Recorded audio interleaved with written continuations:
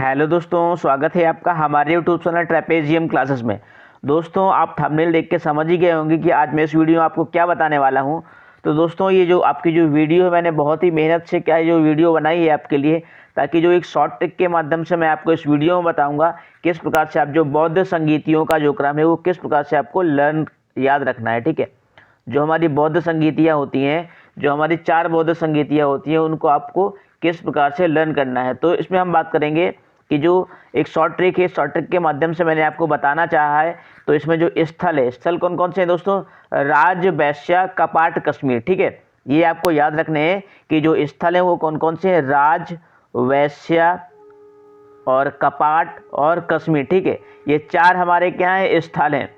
अगर हम बात करें बौद्ध संगीति के क्रम की, तो इसको एक लाइन के माध्यम से, आपको एक कविता के माध्यम से या बोल सकते हो आप, या फिर एक सेंटेंस के माध्यम से आप इसको क्या है याद रख सकते हैं। राजा की वैश्य का कपटी कश्मीरों की बौद्ध संगीति। ठीक है, क्या है दोस्तों? ये राजा की वैश्य का कपटी कश्मीरों की बौद्ध संगीति। ठीक है, आप इसको क्या है, इसको याद रखने हैं आपको, इस लाइन को।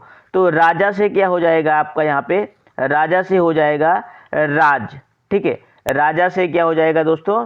राज हो जाएगा। मतलब राज का मतलब क्या है कि राजगृह।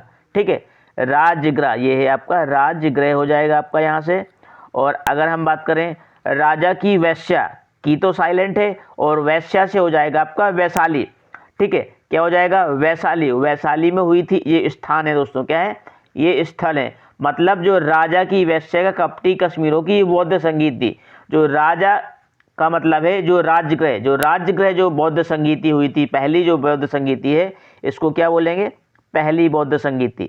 जो पहली बौद्ध संगीति है वो राजगृह में हुई थी। और किसके शासनकाल में हुई थी? मतलब जो यहाँ का जो शासनकाल किसका था? अजात शत्रु। ठीक है, किसका था? अजात शत्रु का। और जो दूसरी थी वो वैश्या में हुई थी। वैश्या मतलब वैशाली में हुई थी। ठीक है, कहाँ हुई थी? वैशाली में हुई थी।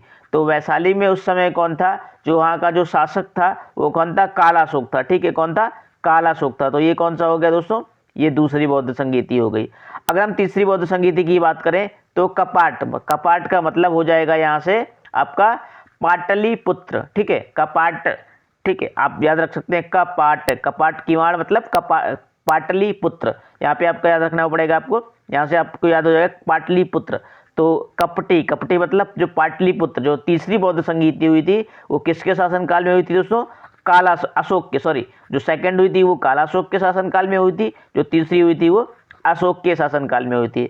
अगर हम चौथी बौद्ध संगीति के बारे में बात करें तो जो कश्मीर में हुई थी, कहाँ हुई थी?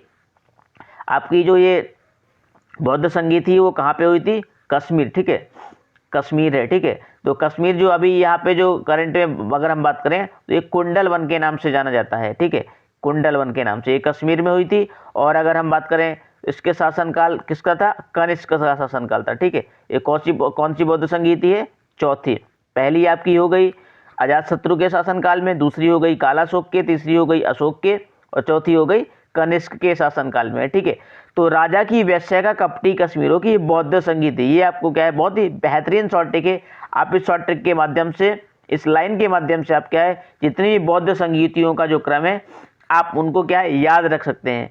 दोस्तों, अगर वीडियो पसंद आई तो चैनल को लाइक, सब्सक्राइब और शेयर जरूर कीजिएगा। Thanks for watching. जय हिंद।